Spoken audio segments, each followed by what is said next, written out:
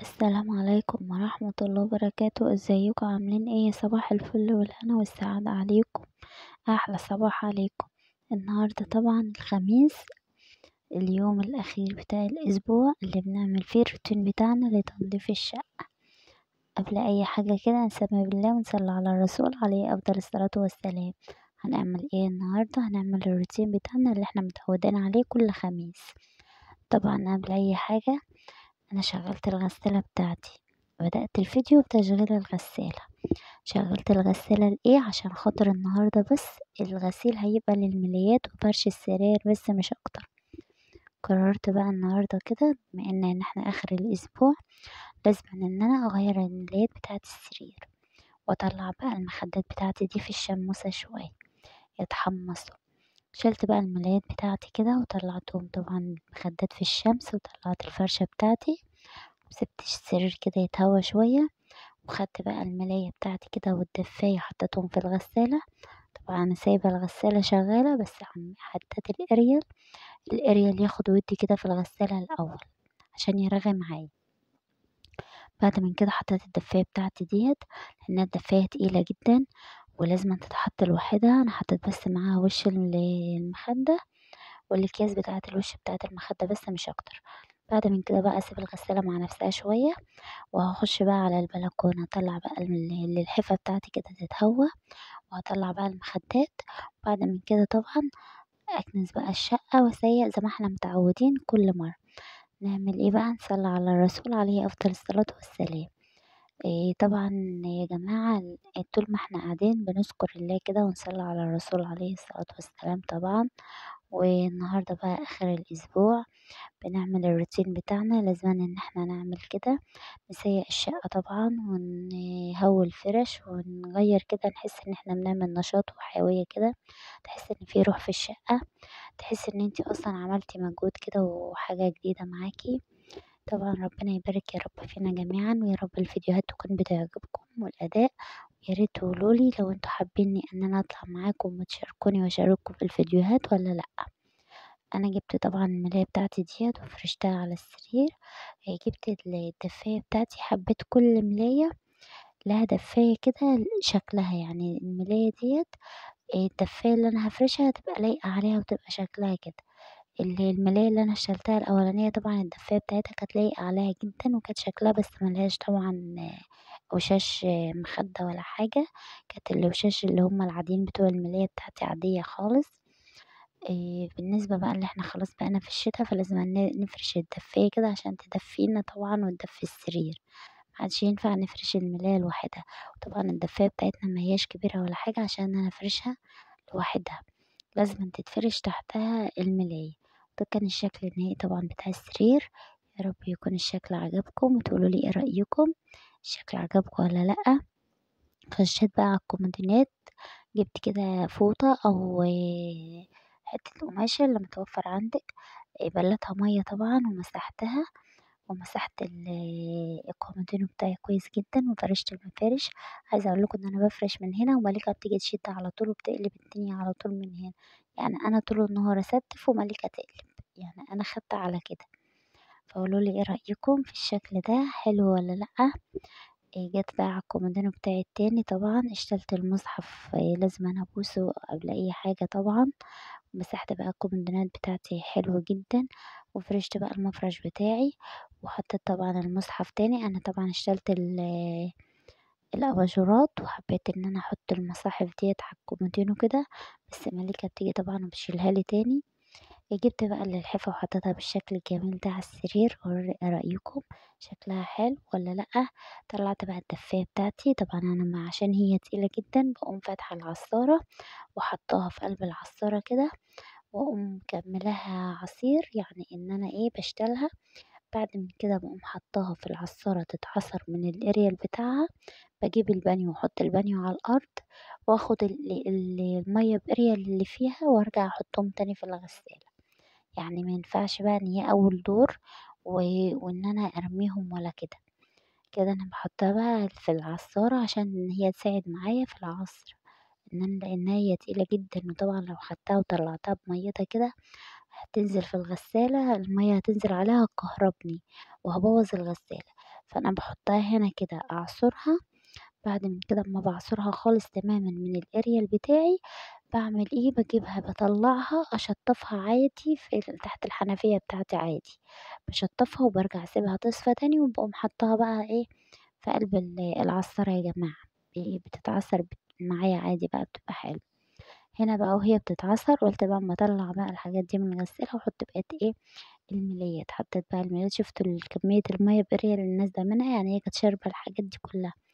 المَيّة بإريال ديّة أنا بقى هاحطها تاني في قلب الغسالة عشان طبعًا بقية الغسيل، كده هافضّيها في قلب الغسالة، لإن هي نضيفة طبعًا مش وسخة ولا حاجة.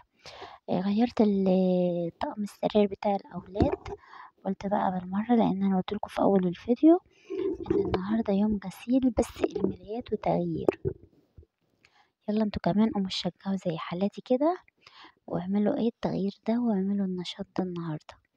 صدقوني هتحسوا براحة نفسية جدًا وهتحسوا إن أنتم عملتوا حاجة. أنا هنا حطيتها تتعصر وهنا بقى حطيت الدفايات. دخلت بقى على الركنة بتاعتي، مسحت طبعًا الرخامة كويس جدًا، واشتغلت الحافظة بتاعتي اللي على الأرض ده غسلتها، ورجعت طبعًا إيه فرشتها لمّا نشفت آخر النهار.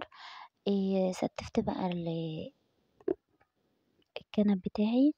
عايزة أقول لكم زي ما أنا قُلت لكم كده إن ملكة أنا باستف وملكة بتقوم قلبة على طول، فستّفت بقى الكنب بتاعي. اللهم صل وسلم وبارك على سيدنا محمد. حاسة إن أنا يا جماعة داخلة على دور برد ومهبطة جدًا، يعني حاسة إن في تغيير كده يعني، الدنيا مش مضبطة شوية، فربنا يسترها علينا وعليكم جميعًا يا رب. اللهم صل وسلم وبارك على حبيبي يا رسول الله طبعًا. اشتريت بقى الحافظة بتاعتي خالص كده، باشتغلها بقى بالراحة كده. حابة إن أنا بقى أشتغل الفرشة بتاعتي ديّة، يعني حابة إن أنا أعمل تغيير. ب يعني حاسة إن أنا عايزة أعمل مجهود كده النهارده، وعايزة أعمل تغيير بأي طريقة.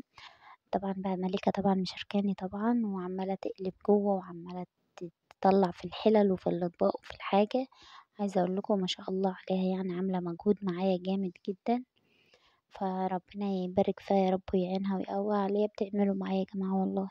يعني شُفتوا بقى هي عملت معايا إيه، مسكت الورق اللي أنا حاطاه على الحيطة ده، بوّظته بالطريقة دي وقطعته. أنا جبت بقى القلم الشمع بتاعي وسخّنته طبعًا على البوتاجاز وقمت لازقاه بها، ولزقت اللي تحت طبعًا. لإن هي كده خلاص بقى شكلها حلو جدًا عن الأول، لإن كانت شايلاها خالص فكنت كل أمّا ألزقها ما بتتلزقش. فطبعًا إن شاء الله هاعمل لها أي حاجة لإن هاضبّطها مش هاسيبها كده بالشكل مش لطيف ده، لإن هي طبعًا قطعته وبوّظته خالص. فهي كانت واكلاه بسنانها خالص يا جماعة، خدتوا بالكم من الحتّة دي، كانت واكلاه بسنانها خالص. بعد من كده بقى خلّصتها مسحتها لإن كانت متوسخة، فبليت الفوطة بتاعتي مَيّة ومسحتها جدًا، لقيته بيتمسح معايا بكل سهولة. يعني لو أنتم عندكم اللزق ده في البيت والأولاد مشخبطين عليه والّا مبوظينه بتمسحيه عادي بيتمسح معاكِ بكل سهولة. أنا طبعًا مسحته واتمسح معايا بكل سهولة. طبعًا جيت بقى على الشاشة كده مسحتها كويس جدًا، ومسحت حوالين الشاشة. أيوه مسحتها حلو أوي لإن كان عليها تراب.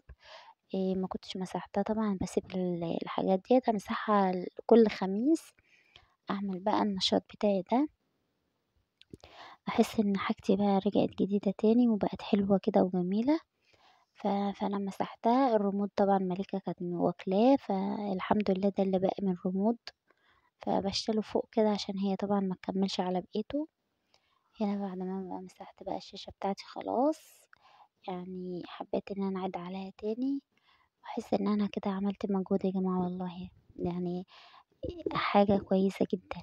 هاشيل بقى فرشتي دي خالص لإن أنا حاسة إن هي مش لطيفة، يعني العيال في الرايحة والجاية كده بيشحكلوا فيها عشان هي خفيفة. وهاشيل طبعًا الحافظات بتاعتي اللي أنا حاطاها في الأرض ديّة وأكنس تحتها. شوفوا إحنا بيتهيأ لنا إن إحنا بنكنس وما فيش تراب ولا في كنسة ولا في أي حاجة، بس عايزة أقول لكم إن أنا كنست بالمقشة والله العظيم أنا كنت مطلّعة كمية تراب من تحتها يعني بطريقة صعبة. يعني إن إحنا ما بنكنسش ولا بننضف، إن إحنا كده بنكنس من فوق وخلاص. لأ، لا بجد والله يا جماعة لازمًا كل فترة إن إحنا نشتغل كده ونكنس ونغيّر. طبعًا الحافظة اللي هناك دي أنا ما باعرفش أشتلها بالمّها على جنب كده وباقوم كانسة تحتها. لإن طبعًا هي تحت الكنبة اللي معمولة ديّة، فأنا ما باعرفش أشتغلها خالص. اشتغلت بقى الترابيزة خالص لحد ما كنست وخلّصت. يا رب الفيديو بتاعي يكون عاجبكم، ويا رب ما يكونش مطوّل عليكم ولا تزهقوا منّي، شوفوه للآخر وهيعجبكم إن شاء الله، وإن شاء الله أنتم كمان هتقوموا وهتشجعوا زي حالاتي كده وهتعملوا المجهود الحلو ده.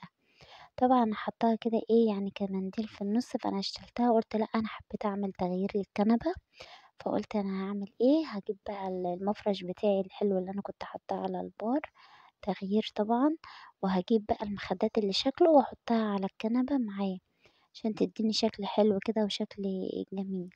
وفعلًا أنا جِبته وحطيته، وحطيت دبدوب كده صغير في النُص، بس طبعًا مليكة بتيجي بتشتري الدبدوب تاني، فبتزهقني شوية. فقولوا لي كده شكلها كان أحلى والّا الأول؟ بيتهيأ لي كده شكلها حلو وأهو تغيير يا جماعة، بنحب إن إحنا نغيّر على طول، نعمل أي منظر كده. طبعًا أنا حبيت أعدلهم، حسيت إن هُم مش معدولين معايا، فعدلتهم وحطيتهم. كان بقى ده الشكل النهائي بتاع الكنبة بتاعتي، كان شكلها شيك جدًا وكانت جميلة، وبجد بجد عجبني شكلها أوي كده، فأنتم قولوا لي إيه رأيكم، شكلها كده أحلى والّا الأول؟ أنا هاستناكم تقولوا لي. أنا بقى باكنس الأول بالمقشة عشان طبعًا أكنس البلاط بتاعي، وبعد من كده طبعًا هابقى أشغّل المكنسة براحتي وهاكنس، لإن كان الأولاد موقعين شيبسي وأكل عليها، فأنا حبيت طبعًا أكنسه وأنضفها كده الأول. كده بقى بعد ما أنا كنستها ألمّها خالص، وبعد من كده هاكنس تحتها طبعًا، وأكنس الصالون بتاعي، وأشوف بقى هاعمل إيه. حبيت بقى أشيل الترابيزة خالص، فحطيتها في أوضة النوم، ورجعت تاني شِلتها من أوضة النوم حطيتها في أوضة الولاد. حبيت أعمل لهم تغيير كده، وأعمل لهم شكل مفاجئ كده إيه، يتفاجئوا بالأوضة بتاعتهم وتعجبهم شوية. يعني حسيت إن هي إيه، يعني تغيير من مكانها، أحس إن أنا عملت مجهود بجد. فطبعًا شِلتها من مكانها وحطيتها طبعًا في الأوضة بتاعة الولاد، أنا حطيتها في الأول في الأوضة بتاعتي، وبعد من كده شِلتها من الأوضة بتاعتي. عفوًا يا جماعة طبعًا، حاسة إن صوتي متغيّر شوية، فمَلِكة رايحة جاية بقى مشاركاني، يعني عايزة أقول لكم بعد ما أنا خلّصت كده ونضّفت هتشوفوا بقى هي عملت معايا إيه، فاصبروا للآخر هتشوفوا مَلِكة عملت معايا إيه في الفيديو. بعد من كده طبعًا جِبت بقى كرسي وحطيته هنا، حطيت طبعًا الباف بتاعي هنا، بس حسيت هو شكله حلو ماشي مع الكنبة وماشي مع الفرشة بتاعتي وكل حاجة، بس حسيت إن هنا مش لطيف أوي، يعني عشان إن هو معاه واحد تاني فلازمًا الاتنين أحطهم قبال بعض، فقولوا لي إيه رأيكم كان هنا أحلى والّا لأ؟ أنا كنت طبعًا حاطاه هنا في الأوضة، فأنا رجعت تاني شِلته من الأوضة وحبيت أحط بقى الترابيزة بالكراسي هنا شوية، فرجعت في ساعتها والله قُلت لأ طب ما أنا أحطها في أوضة الولاد كده أجرّب، يعني أنا حابة المكان يبقى معايا واسع كده وزي ما هو، بس أنا قُلت لأ أنا هاجرّب كده إيه حظي، أشوف هيبقى شكلها عامل إزاي وهتعجب الولاد والّا لأ. فطبعًا أنا جرّبت وشكلها كان لطيف جدًا والتغيير طبعًا زي ما أنا قُلت لكم في أول الفيديو. يا رب الفيديو يكون عجبكم يا جماعة والأداء يكون عجبكم وتقولوا لي إيه رأيكم في الفيديو بتاعي. ما تنسوش تحطوا لنا لايكات وشير، انتم مكسلين أوي كده ومش حابين إن انتم تحطوا لي لايكات ليه يعني؟ لو عايزيني أنسحب ممكن أنسحب يا جماعة ما فيش أي مشاكل، والله أنا باتعب جدًا في الفيديوهات ديّة، يعني عايزة أقول لكم إن أنا باتعب أوي فيها، فيا ريت تقدّروا تعبي ومجهودي ده وتحطوا لنا لايكات وتقولوا لي إيه رأيكم في الفيديوهات. لإن والله الموضوع مش سهل زي ما أنتم فاكرين، الموضوع صعب شوية، وغير ما طبعًا أنتِ بتنضّفي لوحدِك كده، ده الموضوع صعب شوية عليَّ، فيا ريت يا جماعة والله تحطوا لنا لايكات وتقولوا لنا إيه رأيكم في الفيديوهات، يا رب الفيديوهات والأداء طبعًا يكون بيعجبكم. أنا بقى حبيت إن أنا طلّعت المفارش بتاعتي تاني وحطيتها تغيير برضه، مسكت المراية بتاعتي دي مسحتها مسحة حلوة لإن هي كانت متبهدلة شوية، يعني الدبان كان مبهدلها، فأنا ما خدتش بالي منها إلا دلوقتي، فأنا مسحتها برضه مسحة حلوة، مسحت طبعًا البار بتاعي. أنا عايزة طبعًا أشيل المراية دي من هنا خالص، يعني حابة إن أنا أسيب البار لوحده كده، فقولوا لي إيه رأيكم، أشيل المراية الكبيرة والّا أسيبها والّا إيه ظروفي؟ يعني قولوا لي إيه رأيكم كده. فطبعا العفش الأبيض ده طبعا مقرف جدا، الدبان طبعا مبهدله والتراب، فلازم على طول يتمسح وتنضف على طول. فأنا زي ما انتوا شايفين أنا على طول بمسحه وبنضفه عشان خاطر الدبان طبعا والتراب مبهدلنا الدنيا خالص يا جماعة. جيت بقى على البار بتاعي من تحت، مليكة كانت ملحوسة الإزاز بتاعه كده، فقلت اما امسحه كده واديله مسحة حلوة، يعني تغيير برضو، يعني احنا بقى بننضف فقلنا ننضف بقى مرة واحدة. مسحت طبعا بالطريقة ديت ونضفت البار كويس جدا ومسحته كليته، لأن هو كان أصلا كله بقى تراب، فنضفته وكان شكله بقى في الآخر بلمع كده، وشكله بقى شيك كده، وشكله بقى حلو وعجبني قوي برضو. رحت بقى على الضرفة التانية طبعا مسحتها مسحة حلوة برضو، لأن هي كانت متبهدلة برضو قوي. جيت بقى مليكة في الآخر كده عايزة تبهدل الدنيا كده، وعايزة أنا أشتغلها بصراحة يعني، وكانت ماشية شايلة المشط بتاعها بتقولي ارحميني شوية بقى وتعالي يلا عشان تغسليلي كده بقى وتغيريلي هدومي كده وتسرحيلي. فطبعا لما اخلص المجهود بتاعي ده طبعا هبقى أعمل هنا بقى. ملكة حابة تساعدني فمسحت لي البار، فسبتها تمسح وتليط براحتها عادي يعني، وانا هنضف وراها تاني.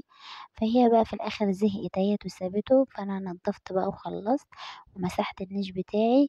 جبت بقى الشرشوبة اللهلوبة بتاعتي الجميلة ديت، عملت ايه بقى يا موجة؟ حطيت طبعا شوية موارد وشوية خل فيها. انا بحب قلت لكم بسائب الحاجات ديت بتدي طاقة ايجابية كده في الشقة كده وروح. فحطيتهم طبعا ومسحت البلاط بتاعي مسحة محترمة جدا. بعد من كده طبعا سبت البلاط ينشف خالص وفرشت بقى فرشتي تاني، بس انا عايزة اقول لكم بقيت اشتري واحط في السجاد، يعني حسيت ان انا عايزة اعمل مجهود. فحطيت بقى الحافظات بتاعتي هنا بالطريقة ديت، قصدي سوري يا جماعة، البفات بتاعتي حطيتها هنا ورجعت اشتريتها تاني. شفت الحيرة؟ حيرة والله يا ولاد، والله حيرة. قولولي بقى اعمل ايه هنا؟ برضو احلى ولا لأ؟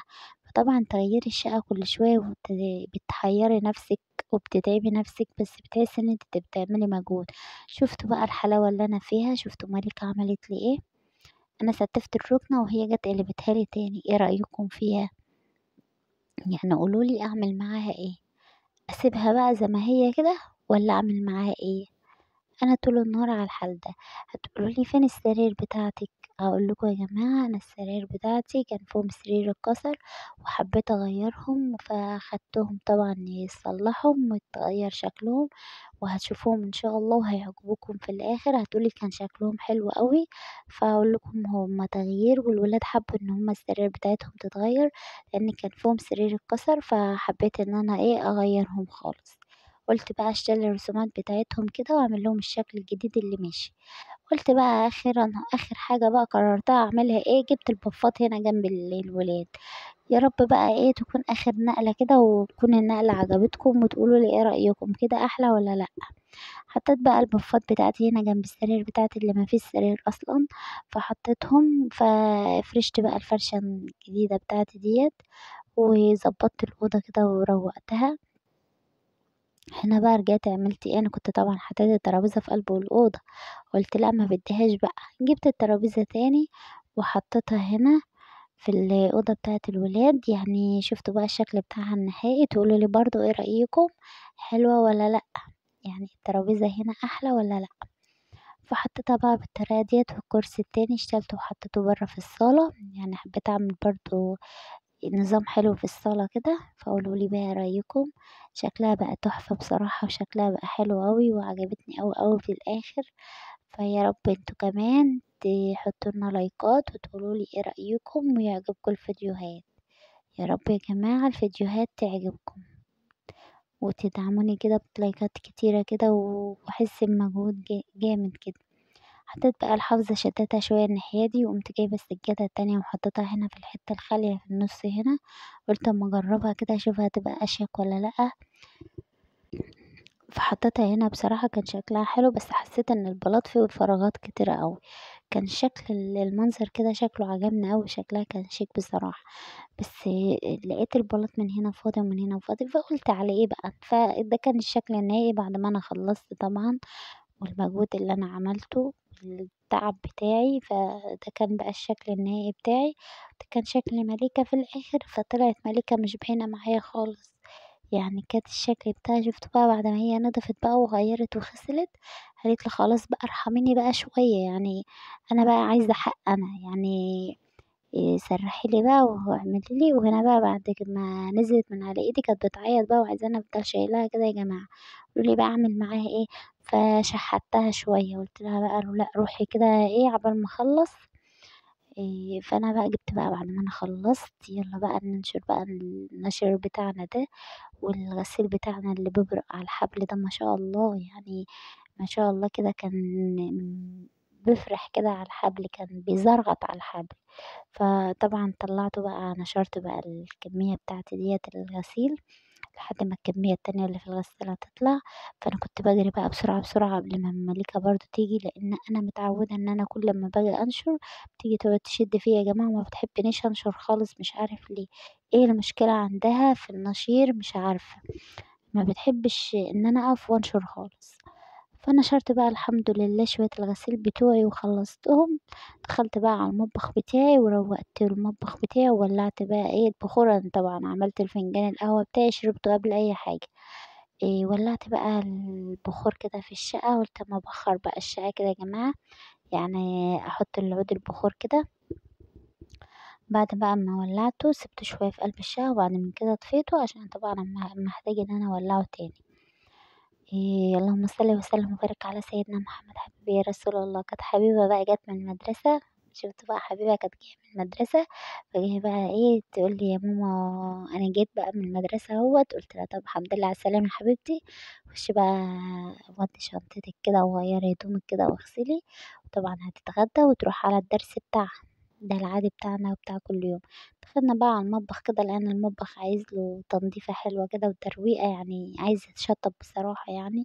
فمسكت بقى الطبقين اللي كانوا عندي غسلتهم ومسحت الرخامة بتاعتي حلو جدًا، مسحت بوتاجازي، مسحت الرخامة التانية. وعايزة أقول لكم يا جماعة إن عندي فار وأنا مش عارفة أطلّعه إزاي، وبصراحة قولوا لي يعني اكتبوا لي كده وقولوا لي أطلّع الفار اللي عندي في المطبخ ده إزاي، يعني أنا أشيل المطبخ بقى خالص أطلّعه برّه عشان أطلّع الفار والّا أعمل إيه بصراحة مش عارفة. فعايزة أقول لكم إن عندي مشكلة جامدة بسبب الفار ده. أنا كنت سايبة البلكونة بتاعتي مفتوحة، فهو دخل من البلكونة وأنا ما شُفتوش طبعًا. يعني أنا باحب إن أنا أسيب البلكونة كده كل يوم الصبح مفتوحة خالص على وسعها، أهوّي شقتي خالص، يعني باحب إن أنا أفتح البلكونات خالص معايا كده. فالحمد لله فتحية البلكونات ديّة أذتني طبعًا بدخول الفار. فقولوا لي يا جماعة أطلّعه إزاي، لإن أنا والله مانيش عارفة أطلّعه إزاي بصراحة يعني. حابة إن أنا مثلًا أشيل المطبخ بتاعي ده أطلّعه برّه في الصالة خالص، وأطلّع الفار اللي قارفني ده. وعايزة أقول لكم فار صغنطوط أصلًا مش فار كبير ولا حاجة. خلّصت بقى ومسحت الرخامة بتاعتي وضبّطت الدنيا وروّقت المطبخ، أهم حاجة عندي في الموضوع ده كلّه المطبخ بتاعي. مطبخي نضف وبيبرق خلاص الشقة كلّها بتلمع، أهم حاجة المطبخ بتاعي. فبعد ما خلّصت بقى المطبخ كده وضبّطت الدنيا خلاص، خلاص بقى الواحد بقى هبط بقى خلاص، يعني المفروض بقى إيه، أي حاجة حلوة كده طبعًا ناكلها، حاجة مسكّرة يعني بعد المجهود الجميل اللي إحنا عملناه ده. يعني قولوا لي إيه رأيكم، هو مجهود والّا مش مجهود؟ وتقدّروا تعبي كده وتقدّروا مجهودي وتحطوا لنا لايكات وشير وتقولوا لي إيه رأيكم في الفيديو. يا رب يعجبكم. هتقولوا لي أنتِ كده بتعملي كل ده على طول، هاقول لكم عارفة إن أنا باعمل كده على طول، بس تغيير طبعًا. وتقولوا لي برضه إيه رأيكم في الفيديوهات. هو التنضيف هو، بس في حاجات بنعملها مختلفة في التنضيف.